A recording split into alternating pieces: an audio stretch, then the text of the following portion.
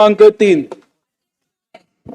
अध्यक्ष महोदय, वितरित केल्याप्रमाणे पुढे गेलो आपण. धन्यवाद अध्यक्ष महोदय. प्रथमतः मी सभागृहाला पुढे गेलो ताई. अवगत करतो पुढच्या वेळेला की देतो. मी अध्यक्षांच्या परवानगीने हे आर्टिफिशियल फुलं सभागृहामध्ये घेऊन आलेलो आहे आणि ही आणण्याचं मूळ उद्दिष्ट म्हणजे ही आर्टिफिशियल फुलं अध्यक्ष महोदय अनेक समारंभामध्ये वापरली जातात.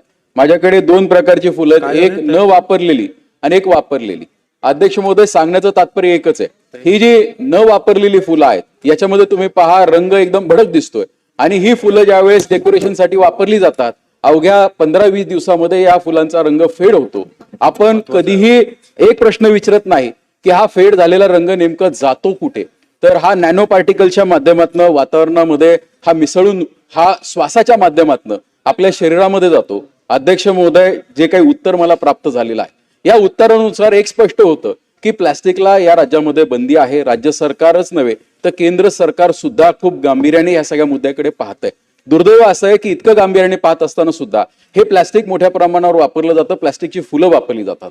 माझा आक्षेप या फुलांना वापरण्याबद्दल नाहीये, तर या फुलांवरती वापरला जाणारा जो रंग आहे हा अतिशय टॉक्सिक असतो आणि हा नुसता फुलांमध्येच वापरला जात नाही, तर हा फुग्यांमध्ये वापरला जातो. पुढच्या 4 दिवसामध्ये होळी येणार आहे. होळीमध्ये जे पाण्याची फुगे आपण वापरतो या फुग्यांमध्ये तो जो रंग आहे हा लहान मुलांना सुद्धा हानिकारक आहे. अध्यक्ष महोदय, या रंगामुळे आपण जर पाहिलं तर मोठ्या प्रमाणावर लेड बेस्ड पिगमेंट्स असतील तर त्याचा ब्रेन डॅमेज सुद्धा अनेक ठिकाणी आपल्याला पाहण्यात आलेलं आहे. अनेक केस स्टडीज झालेले आहेत अध्यक्ष महोदय आणि हा विषय अतिशय गंभीर आहे. जर याच्यावरती आपण काही कारवाई करू शकलो तर अतिशय बरं होईल. माझं मंत्री महोदयांना एक कळकळीची विनंती आहे की इतकं सगळं म्हणजे या फुलांना राज्यामध्ये बंदी असताना सुद्धा याची अंमलबजावणी का होत नाही आणि करायची असेल तर कशा पद्धतीने केली पाहिजे. आणि ह्या फुलांवर जर बंदी आली तर अनेकदा प्रश्न निर्माण केला जातो की आमच्या डेकोरेटरचं काम जाईल. अध्यक्ष महोदय, ही फुलं मार्केटमध्ये यायच्या आधी सुद्धा डेकोरेशनची कामं होत होती, त्यावेळेस नॅचरल फुलांचा वापर केला गेला होता. जर नॅचरल फुलांचा वापर झाला तर आमच्या शेतकऱ्यांना न्याय मिळेल अध्यक्ष महोदय, हॉर्टिकल्चरच्या शेतकऱ्यांना न्याय मिळू शकेल. त्यामुळे माझी अध्यक्ष महोदय मंत्री महोदयांना एक कळकळीची विनंती आहे की याची जनजागृतीसाठी आपण काय करतोय आणि पुढच्या 4 दिवसामध्ये जो होळीचा सण येणार आहे या होळीच्या सणामध्ये हे जे टॉक्सिक केमिकल आहेत याचा वापर आपण कसा रोखू शकतो. त्याचबरोबर ही फुलं वापरल्यानंतर डेकोरेशन झाल्यानंतर याची विल्हेवाट कशा पद्धतीने लावली जाते, कारण दुर्दैव असं आहे की ही फुलं ज्यावेळेस विल्हेवाट योग्य पद्धतीने लावली जात नाही ती जनावरांच्या खाण्यात आली तर जनावरांना त्या ठिकाणी इंटेस्टाईनचे रोग झाल्याशिवाय राहत नाही. ही फुलं जर पाण्यामध्ये मिसळली गेली तर ते आपल्या पिण्याच्या पाण्यामध्ये जर हे केमिकल्स आले तर त्याचे दूरगामी परिणाम हे झाल्याशिवाय राहणार नाही. अध्यक्ष महोदय, एकच गोष्ट या ठिकाणी ऍड करतो. आपण पाहतो आमच्या अनेक प्रश्न 3 प्रश्न विचारले अध्यक्ष महोदय आपलं जर लक्ष असेल तर. आणि 4था प्रश्न आहे की अनेकदा आपण पाहतो की सुपारी खायचं कोणाला व्यसन नसतं, कोणतंही व्यसन नसणाऱ्या लोकांनाही कॅन्सर होतो. कॅन्सर होण्याचं कारण हे टॉक्सिक केमिकल्स आहेत. ह्या टॉक्सिक केमिकल्सला सर्वसामान्य जनतेपासून जाण्यापासून आपण कशा पद्धतीने आपण रोखणार आहोत. मंत्री महोदय. अध्यक्ष महोदय. सन्माननीय अध्यक्ष महोदय, सन्माननीय सदस्यांनी जो प्रश्न उपस्थित केलेला आहे त्यांनी मला ती फुलं दाखवली तर त्यांना ती फुलं कापडाची आहेत त्यामुळे कापडाच्या फुलांवर तर बंदी नाही, पण प्लास्टिकच्या फुलांवर आणि प्लास्टिकच्या कोणत्याही जे प्लास्टिक बायोडिग्रेडेबल नाही अशा सगळ्या गोष्टींवर आपल्या राज्यामध्ये बंदी आहे. म्हणजे आपल्या राज्यामध्ये ही बंदी देशामध्ये सगळ्यात आधी आपण सुरू केलेली आहे. ह्याच्यापूर्वी कोणत्याही राज्याने केली नाही, ही बंदी आपल्या राज्यामध्ये केलेली आहे. निश्चितच जेवढं नैसर्गिक गोष्टी वापरल्या जातील तेवढं चांगलं आहे. तर ही जी फुलं आहेत ह्या फुलांचं त्यांनी क्लेम केलंय की त्याचं केमिकल हे हानिकारक आहे. तर ते हानिकारक जसं आता प्रत्येक गोष्ट आपण आपल्या आजूबाजूला बघतोय, या कार्पेटपासून त्या लेदरपासून आपण घातलेल्या कपड्यापासून त्या वूडच्या पॉलिशपासून प्रत्येक ठिकाणी आपण वेगवेगळ्या केमिकल्सचा वापर करत असतो आणि हे सर्व केमिकल अति प्रमाणात वापरले किंवा कोणत्या तरी वातावरणाशी रिॲक्ट झाले तर त्याचा नक्कीच चांगला वाईट असा सगळीकडे परिणाम असतो. या राज्यामध्ये प्लास्टिक जे डिग्रेडेबल नाही, बायोडिग्रेडेबल नाही, ज्याचा पूर्णपणे ऱ्हास होत नाही, हे वापरायला बंदी आहे.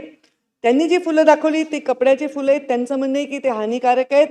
तर त्यांनी ती कुठून विकत आणली असतील, तर त्या दुकानांनी कुठून प्रोक्युअर केली असेल ह्याची चेन जर उघडकी आली तर त्याचं मॅन्युफॅक्चरिंग उघडकी येईल, आम्ही कारवाई करू. परंतु अशा रॅन्डम एखाद्या गोष्टीची आपल्याला कारवाई करता येणार नाही. पण आमचे इन्स्ट्रक्शन्स ऑलरेडी आहेत.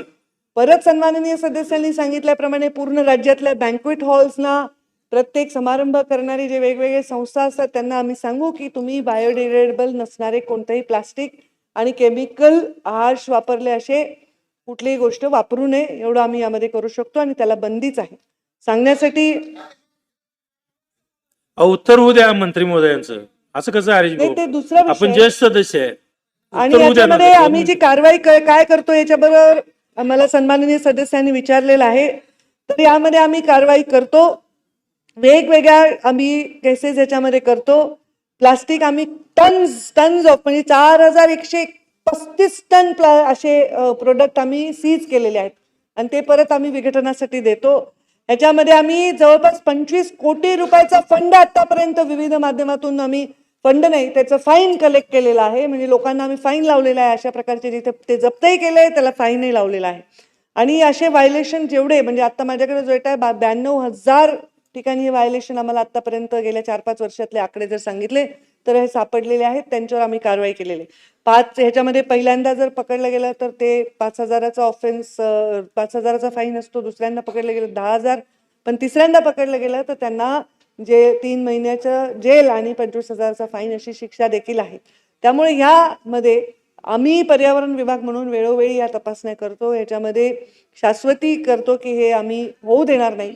पण त्याच्याबरोबर आम्हाला लोकल बॉडीज तिथल्या ज्या आता समजा एखाद्या नगरपालिकेमध्ये असे बँक्वेट हॉल असतील तर त्यांनी सुद्धा या गोष्टीमध्ये कारवाई करावी असं अपेक्षित आहे. आपण सांगितल्याप्रमाणे होळीचा जो सण येतोय त्याच्यामध्ये अवेअरनेस आम्ही दिवाळीमध्ये अवेअरनेस करतो, आम्ही होळीमध्ये अवेअरनेस करतो, आम्ही गणपती आता POPचा एवढा मोठा विषय होता तो अत्यंत व्यवस्थितपणे हाताळला. सगळीकडून कौतुक झालं. एवढा मोठा गणपती विसर्जनाचा जो आपला कार्यक्रम असतो त्याला त्याच्या अटी शर्तीप्रमाणेच त्याचं विसर्जन झालं. त्याचं रिसायकलिंग करण्यात आलं. जे काही छोट्या छोट्या हौदामध्ये गणपती विसर्जित केले त्याचं सुद्धा एक चांगल्या पद्धतीने आपण हे कामकाज करत आहोत. आणि तसंच आता होळीच्या सणाला सुद्धा आम्ही एक जागृती म्हणून की कोणीही केमिकल हे कलर हार्श केमिकलवाले वापरू नये अशा प्रकारचे त्या सगळ्या लोकांना तशा सूचना देण्यात येतील, अवेअरनेस करण्यात येतील. आणि सजावटीसाठी म्हणून नाही तर थर्माकोलच्या प्लेट्स असतील, प्लास्टिकच्या प्लेट्स असतील, लागणारे जे काही साहित्य असेल जे डिग्रेडेबल नाही त्या सगळ्यांना बंदीच आहे. त्याला वापरलं तर त्याच्यावर त्याचे प्रावधान देखील आहे. सन्माननीय सदस्य जयंत पाटील साहेब.